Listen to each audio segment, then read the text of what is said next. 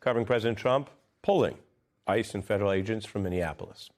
This is a clearly measurable step by the Trump administration amid what have been ongoing protests and backlash that has overwhelmed them and their message. The announcement actually made by the very official that Trump sent to Minnesota after agents killed a protester and they wanted to change the so-called face of operations there. Tom Homan stating that 700 agents are leaving now, immediately.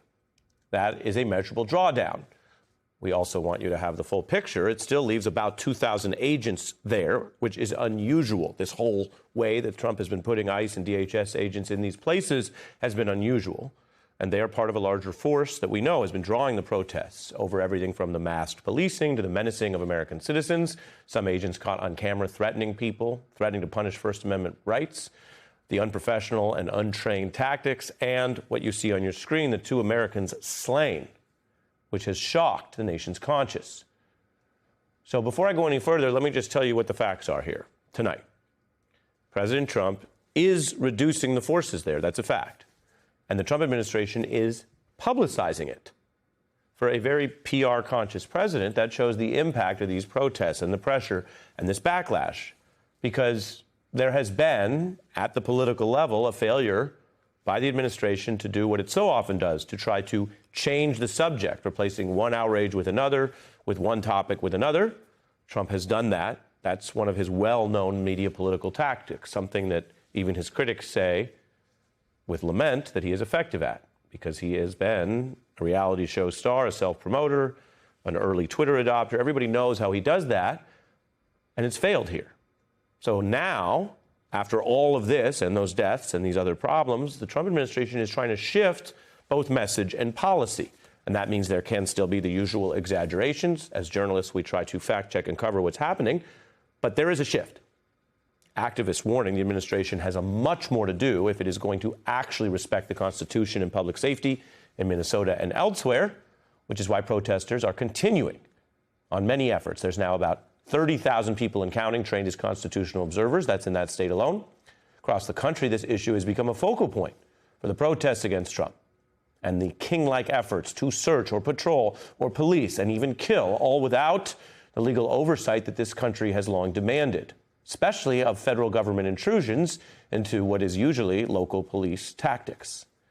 The administration initially tried to ignore and criticize and even mock the many millions of Americans who turned out across this year, the second term. And we've covered how some have folded like CEOs and read, while other groups, protesters, citizens on juries, many journalists, have not been cowed. But the approach is failing, because the administration is now, both, as I mentioned, in the drawdown and in its messaging, trying to at least say they are offering something back to those many millions of protesters. The Trump administration has reached a point where it does not want to risk looking like it cannot see any aspect of a problem that is before all of us, that Americans have seen across the political spectrum with their own eyes. Because when you see masked ICE agents menacing people as they've been caught on video, killing Americans, and then a government lying about those videos, and then the government initially saying they wouldn't even investigate or have any rule of law for this, no. That's a problem people see. Drawing down several hundred agents who are a part of that is a way of saying, hey, we get it, even if people can debate whether they get it at all yet. Rachel Maddow has been reporting on the results from those protests, including halting the construction of new ICE centers. We are seeing continued rolling, huge anti-ICE protests everywhere now. So these wonderful patriots have defeated the concentration camp.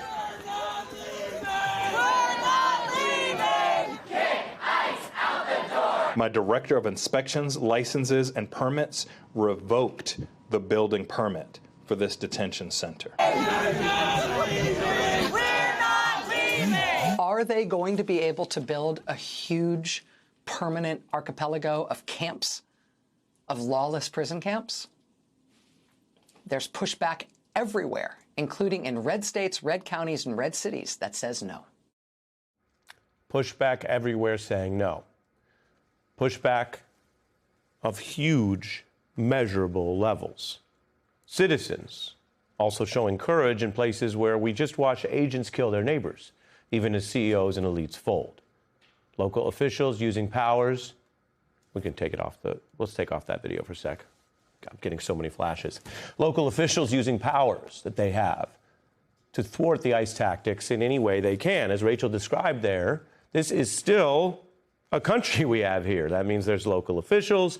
That means there's different power centers. There is federalism and there's capitalism, which sometimes is seen as going along with anything. But capitalism can also mean the public demanding rules, human rights, values, rule of law on the companies that they have any leverage for. Then we've reported on Democrats in D.C. who are in the minority but are now trying new ways to protect the public, from using that shutdown clash to taking testimony from witnesses in public, which we heard this week about these killings. That alone is powerful because the Trump DOJ has signaled that in some of these cases, it may not even bother fully investigating killings of Americans. So Democrats in that sad, obviously regrettable situation are not just writing letters criticizing it, but taking the testimony in public themselves. This is what people saw. This is how this killing went down. Here's the question about whether this person should still be walking around with a gun, making a salary from your tax dollars, let alone the more long-term legal question, which has to be investigated, whether anyone committed a crime pursuant to those Americans shot to death. I will tell you, an aggressive government can leave people feeling abused and hopeless. Politics sometimes, even as people are dying, can feel like it's viewed by many as a game, with political hacks deliberately trying to leave people feeling powerless, like their voice doesn't matter, like protest will be met with more of the very things that people are protesting, including government violence and abuse, something we've covered dates all the way back to earlier, uglier periods in our history. And yet some of these activists are now seizing lawful, peaceful, and effective power. It's happening before our eyes with, as I mentioned, at least some measurable results without any indication that Trump has retracted the ICE agenda. I say that by way of introduction to a special guest tonight to start the program, because we have a familiar beat guest, Jake Homanduri, an Obama campaign veteran, and Aru Shiny-Ajay, who directs the Sunrise Movement in Minneapolis, which has organized protests like this one we mentioned that pressures hotels to stop housing ICE agents, that pressures local businesses, that tries to have lawful direct action, and as we see on our cameras there, people at night trying to make sure their voices are also heard, even at a time where some of their neighbors were killed. Welcome to both of you. Aru, your thoughts on what works and what you say to people who do feel potentially dispirited, which I mentioned can be part of the agenda. Yeah, I mean, I think everything that we've seen in the last 3 weeks since Renee Good was first murdered is an incredible example of what organized people can do. We're at a point now where in Minneapolis, 5% of every single neighborhood is in a Signal chat organizing to be able to respond to ICE's overreach. It's an incredible density. And what we've seen is that that network of ordinary citizens was basically able to force the U.S. government to take a step back.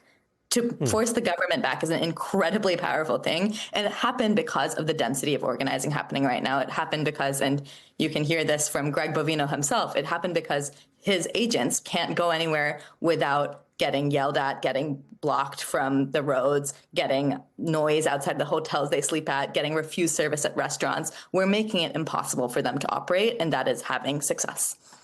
Yeah, and you're doing that against the pushback and sometimes possibly illegal crackdowns. Just a couple of headlines here. Homeland Security forcing tech companies to hand over data about Trump critics.